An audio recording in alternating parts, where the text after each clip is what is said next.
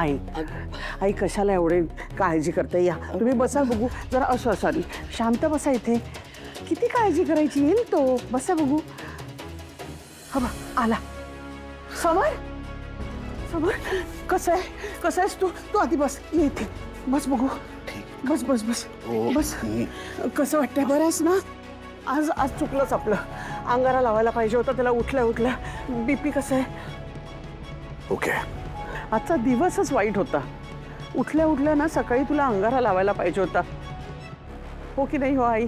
आम्हाला इतकी काळजी वाटत होती ना तुझी. काय झालं? खूप वाढलं होतं का बीपी तुझं?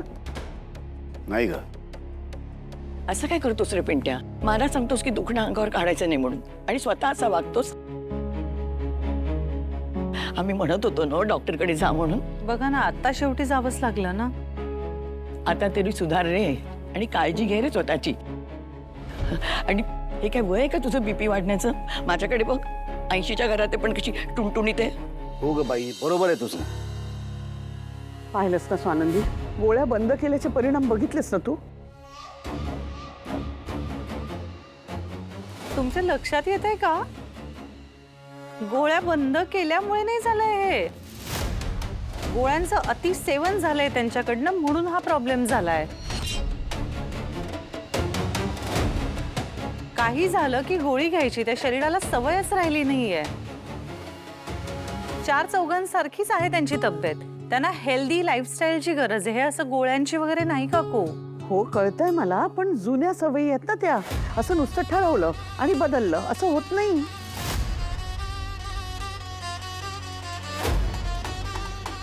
हे असं तात्पुरते उपाय काहीतरी करायचे, त्याने मुळापासून गोष्टी दूर होत नाहीत काकू. आणि हे त्यांना लक्षात यायला लागलंय आता. हो ना राजवाडे? नाही बरोबर आहे तुझं, पण कसं आहे ना, नुसत्या हेल्दी लाईफस्टाईलच्या जोरावर माणूस आजारातून बरा होत नाही ना. त्याच्यासाठी औषधं गोळ्या ह्या घ्याव्याच लागतात. नाही पण मुळात जर हेल्दी लाईफस्टाईल असेल तर काकू माणूस आजारीच कमी पडेल की नाही. आणि असं सगळ्या गोळ्या एका दमात बंद करून टाकायला कोणीच नाही सांगत आहे त्यांना. पण त्याचा अतिवापर तर मी थांबवीनच आता. त्यांच्या शरीराची इम्युनिटी वाढवावी लागेल.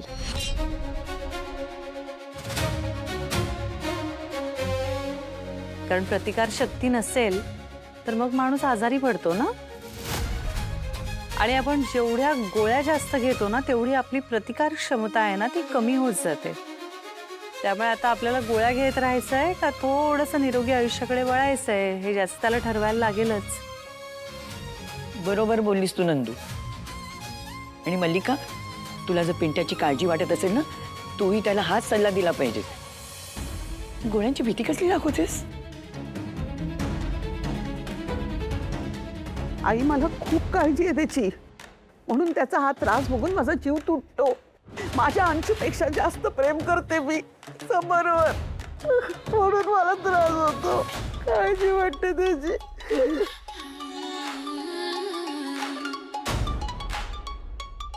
काकू कशा करता रडतेस तू? शांत हो आणि कुठला विषय कुठल्या कुठे घेऊन जातेस तू? मला एवढं काही झालेलं नाही. उगाच त्याचा बाऊ करू नका आणि रडू नका प्लीज.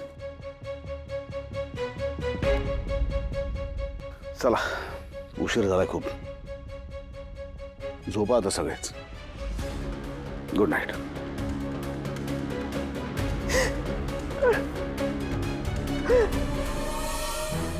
अजून सिरियसनेस कळत नाही या पोराला. मला नाही वाटत तितक्या लवकर हा शहाणा होईल. नंदू तर तूच बघ बाई ह्याच्या तब्येतीचं काय ते. नक्की बघीनाजी, तुम्ही नका काळजी करू. तुम्ही सुद्धा शांतपणे झोपा आता. Good night. Good night.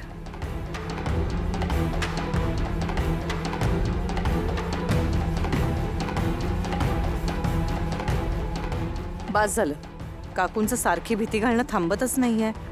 राजवाडीने त्यांच्या नाकावर टिचून रेग्युलर व्यायाम आणि योग्य डाएट केलं ना तरच त्या मागे हटतील.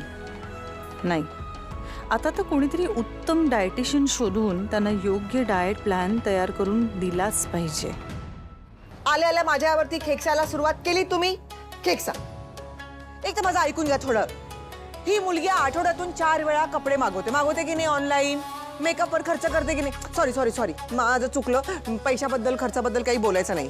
हो पण जेवढे कपडे ती घेऊन येते तेवढे ती घालते का?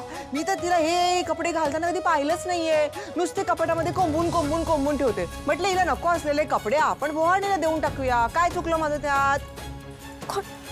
तुमचा प्रॉब्लेम काय आहे? मी घालते कपडे, हे डिझायनर कपडे असतात आणि हे ओकेजनली घालायचे असतात.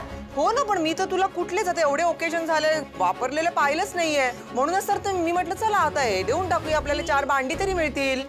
ओके फाईन, माझ्या कपड्यांचं काय करायचं आणि काय नाही दॅट इज माय चॉईस. तुम्ही माझ्या कपड्यांचा डिसिजन नाही घेऊ शकत.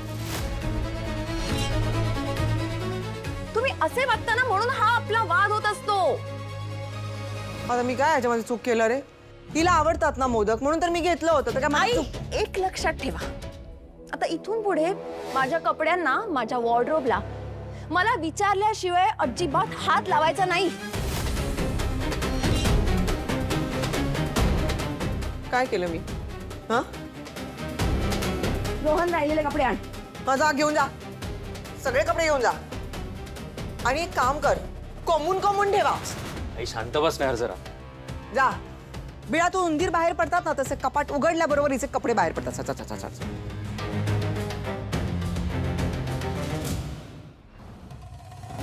समोरचं जर असं बीपी हाय झालं होतं तर लागली माझ्याशी वाद घालायला. हेल्दी लाईफस्टाईलसाठी हेल्दी डाएट हवं म्हणे. बुरख.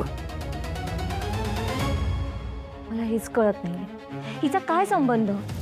ही दादाच्या छोट्या छोट्या गोष्टींमध्ये इतकं का नाक असते? आणि समर पण इतका का पागळतोय? ज्या नवऱ्याची इतकी काळजी घेते बायको म्हणून, तो नवरा बायको म्हणून मानतोय का तिला? माझा नवरा मला बायको मानतो, माझ्यावर खूप प्रेम देखील करतो, म्हणून काय मी त्याच्या मागे मागे जात नाही.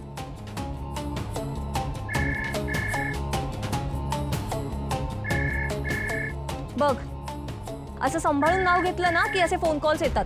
Talk of the devil. उचल. अगं काय असतं माहितीये का, नवऱ्यांना आवडतं ग बायकोनी पटकन फोन उचलला आपला. या थोड्या थोड्या गोष्टींवर खुश होतात. उचल उचल, पटकन उचल.